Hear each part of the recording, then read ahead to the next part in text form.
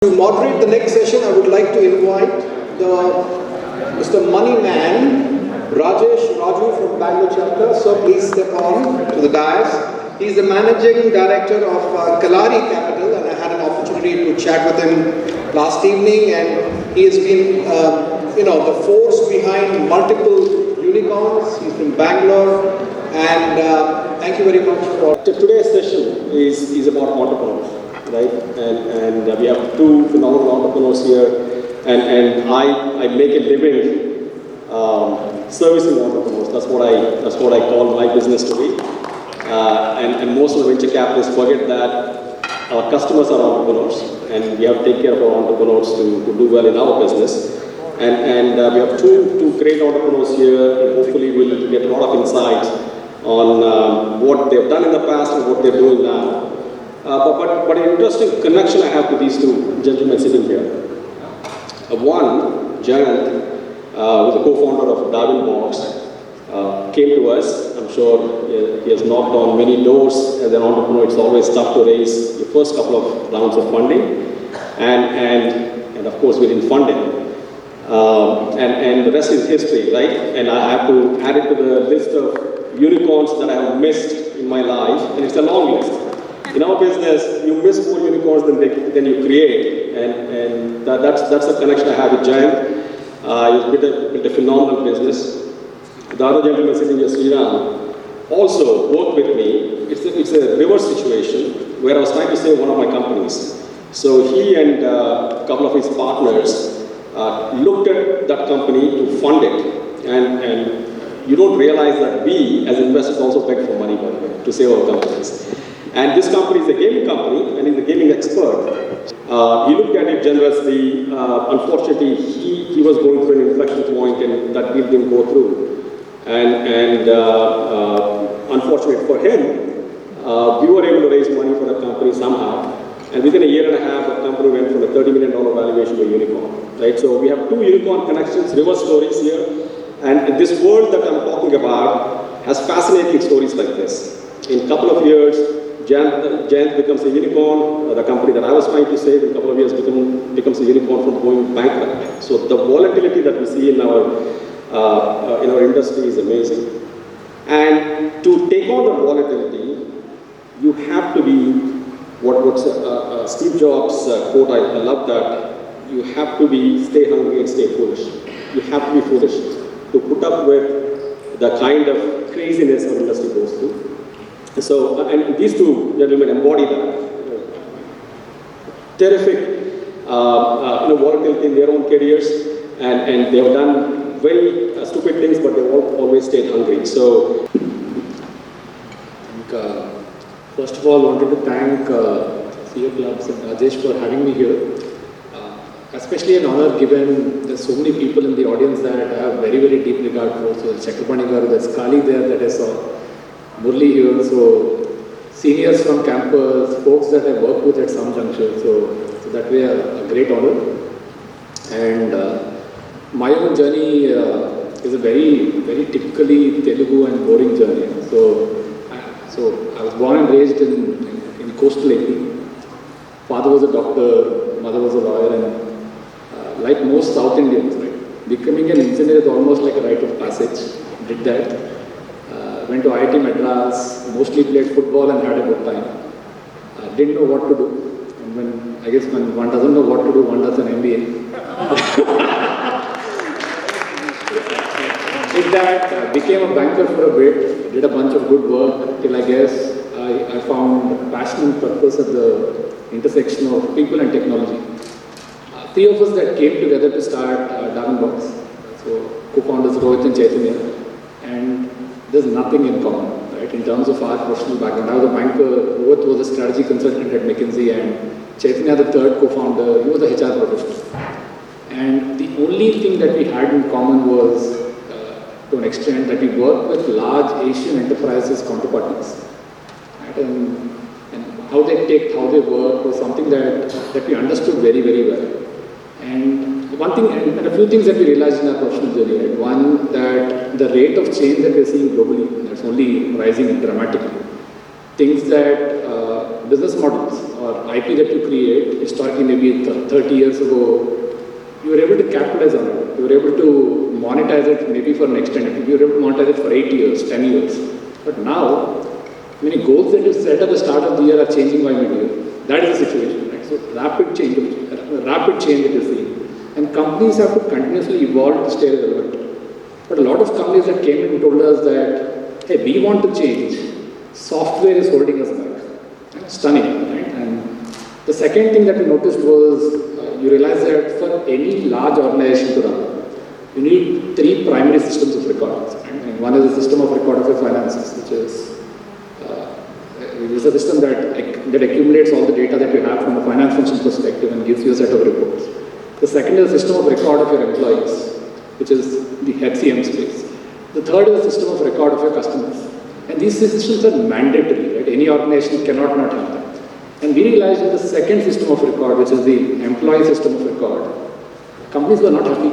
If you went and asked a large company, hey, what about your HR systems? Right? And the most common answer they said was, hey, we had to pick a system, we had no choice, we had to pick one from Oracle or SAP. And we were frankly expecting answers like, hey, they're solving these 10 major problems of mine. They'll help me be more efficient, be more productive, track performance better, drive better compensation, drive better rewarding, drive better engagement. We never got those answers. The only answer that we got was, the only 2 products that could solve for our complexity and scale are SAP and Oracle, and we'll pick from them. And we felt this is such a crucial system, such a system that maximizes the value of any company's most critical assets, the people. And companies not having choice was very shocking for us. I think that's the genesis of the Diamond story. This was way back in 2015. So we were a bunch of mid-career guys. And when we chanced upon the idea, we felt this is a problem that merits solving really, really well. Right? And maybe HR as a function in the 90s was not focused on that much. If you had gone and asked Mukesh Ambani in the 90s, hey, what is your biggest asset? He would say, hey, my refinery in Jamnagar is my biggest asset. Maybe if you had asked Kumaram in Burla, he would have said, I have this large land parcel in the middle of Bombay, that is my biggest asset. But I bet you if you go ask any of them now, what are their top 1 or 2 priorities, one of them is definitely going to be people. So the importance of the function was coming to the forefront, and we felt technology in the space was not there yet. That's the genesis of the Darwin story. This was 2015. We came together, a lot of pull from a lot of people who asked us to start in Bangalore, but we wanted to start here because for very basic reasons. Of course, there was a fondness for the city, but also the fact that roti, kapada and makan were getting taken care of here, I think made the case easy. And I think we took time, but a year and a half is when we were able to launch to market. A few reflections, right? And the first 6 months, 10 months of the journey, we didn't make any progress at all. And when we deep dove to understood why, we realized that we were trying to be everything for everybody. Right? So we were trying to be a product for small, we were trying to be a product for big market, we were trying to be a product for enterprise, we were trying to be everything for everybody. And we ended up being nothing for nobody. And we took a very hard call at the juncture. So who are you? And did a bunch of work and decided that we'll only build for enterprise. And again, an important inflection point in our journey, right? That call to build only for enterprise. So, and how we built the org thereafter, which is how you architect and build the product. The kind of people that we hired, the kind of investors that we got on board. Why did we get a sales force on board? Because the only brand that could stand up to SAP and Oracle as a counterbalance for Salesforce in an enterprise conversation. So everything that we did was in some sense a reflection of that major call that we took. And then launched the product mid-2016, July, August 2016. I remember going to market saying, hey, we launched, we compete with SAP Oracle. Most enterprises laughed at us. Saying, Sala tu to paida ho abhi, how can you compete with SAP Oracle? But we repeated it enough number of times that first we started believing it. And over time the team, and maybe 3-4 years later the market. But the first year was definitely a struggle. Enough people, enough enterprises that told us, guys, we like you, we like your vision, but what if you shut down a year later? This is such a core system for a company. That companies take products with a 3-year, 5-year, if not a 10-year time frame in mind. We like you guys, but your stability is a big, big question. And initially, I think we did reasonably well in the internet space. Typical early adopters, there are people like us who were maybe in our situation 2-3 years ago. That's where we built a motion. But still, right, the large enterprise sort of focus, large enterprise sort of wins are very hard to come by. The first large enterprise win was one of India's largest logistics players, right? And I remember that we heard from market that they were starting a process to take a system. And this again, I'm calling out this particular instance because it was a defining moment for the company. And in a lot of ways made us who we are. And this was, I remember, September 2016. One of India's largest players. We heard that they were running a process. We tried to get in. The HR team did not let us in. We figured out a way to the CEO, and the CEO said, okay, I'm going to let you into the process, but don't reach back to me again till the process ends, right? Let the team decide. And I think we ran a good process. It was more about energy, passion, and vision than what we had in terms of product. And we just had a few screens. We had 4 modules that were live. Their expectation was 10 modules. But I think we did a great job of selling the vision. We got the mandate and did a great job of the implementation. Right? And 2 months. Meaning an implementation of that scale doing in 2 months is a good one. But the day we went live, everything broke.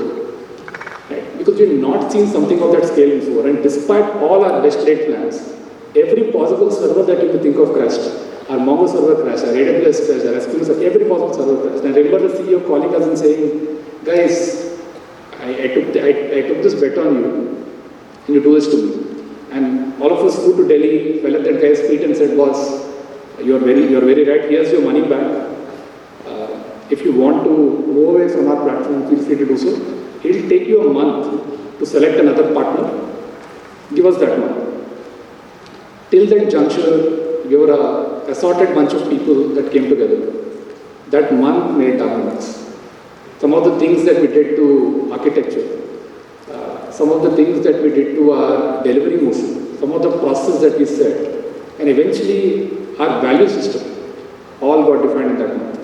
And you realize that crises are on reflection, right? Maybe it was not precise to me at that juncture, but on reflection, when you're working towards a big goal against overwhelming odds, there's nothing that can rally a team better. And the 10 people that were there in the organization at that juncture still continue to be with downwards. Very, very core part of the team. And I know I can call them at 2 o'clock in the night and they'll say, Jayant, you called, that means there is something important. So, another critical milestone. And like I said, after that, no looking back, this is a large win, very well respected, and our motion in terms of our ability to serve large enterprise became very well understood. And that became a case study to build our motion later.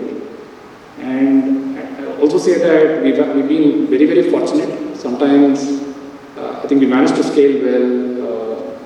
I think we do multiple geographies now. We are an org of 800 people. A lot of large brands that came on board. And you also realize that sometimes a lot of things have to come together for you to be here, and it's not all you. I think that's one very important reflection that, for example, take timing. I think if Darwinbox were launched 2 years before the time we launched, we would have done far better. But if we had launched a year later, we would not be where we are. So I think there's at least acceptance of the fact that there are so many things that have to fall in place for you to be here. If there's an equation for success, right? There are enough variables that you have no control on. So call them luck, call them good fortune, call them the invisible hand or what you may, but we've been very, very, very fortunate. And fortunate with clients, where in the early days when if I were in their shoes, I would not have trusted myself, they trusted me. So I will never forget what they did. Been very, very fortunate with investors. Most times money came to us. I think a few rounds where we went after investors, but most rounds, very, very fortunate that money came to us. We were doing some good work, investors came and said, guys, we hear good things. Let's figure out a way to partner and it happened. But the area that we've been the most fortunate on is with people. And if there's the most important learning for me on journey is that entrepreneurship is a crash course in our building. And we are here not because I did something special. I believe I do very little in the company. It's because I think a great set of people came together. And so many people, right? And it's not just as founders. And I remember one very early employee. And people came to us, I don't think because we pay well. We don't pay well at all.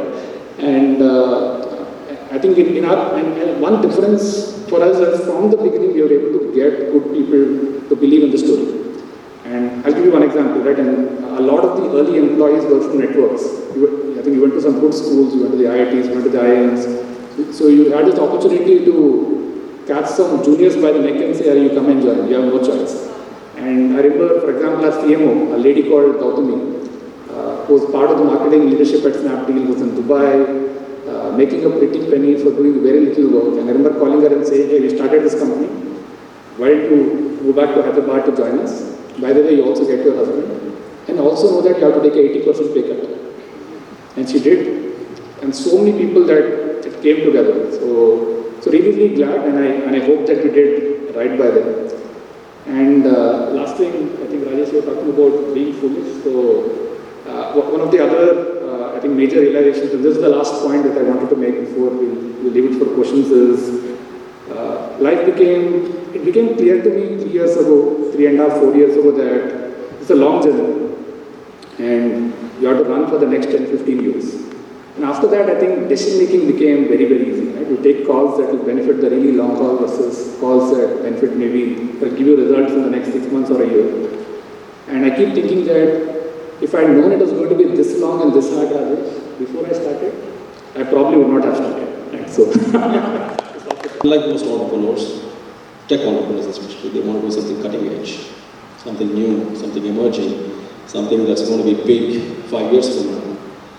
And rarely do they go back to traditional industries.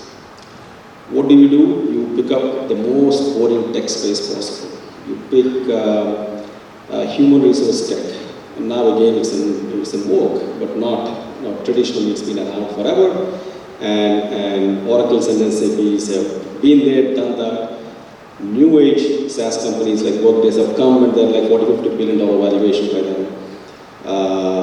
Everyone and their mother has been doing this. And you say, no, I'm going to redo this and take on all these guys. It's not that cutting edge SaaS companies were not there, like Workday, many others were already doing it. I'm going to be foolish. I'll just take on all these big brothers, and it's not even exciting industry or exciting cutting edge technology to do it. How would you come to that conclusion, you and your co-founders, that let's take on this industry? It will be boring, it's dominated by massive players, I can't make inroads against them, but let's do it anyway. How do you do that? Rajesh, I was talking about that as speaking as well, right? That when we started and when we decided to do enterprise, and there was that inflection point around where we decided to do it. Enough of our mentors and advisors came back to us and said, guys, are you sure? This is a sector that is dominated by large legacy behemoths, whose balance sheets are as large as some African geographies. Right? So be very, very sure that you do it. So maybe let me answer this in 2 ways. Right? One, the ambition. I think what stood out about our story from the beginning was ambition. That we decided to take on this entrenched behemoth with a good story. It's a great underdog story where that enough clients rallied with us. You're right, guys, they build software that sucks. We don't mind backing you. We had enough interest from investors who said, you're right, this industry has been around for a really long time. It deserves new blood.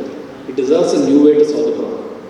And the reason I believe that we were able to attract good people from the beginning was also the scale of ambition. That, hey, we will take on these guys, we will become the most dominant HR technology franchise globally. It was also a reason why great talent came to us. And next, the model.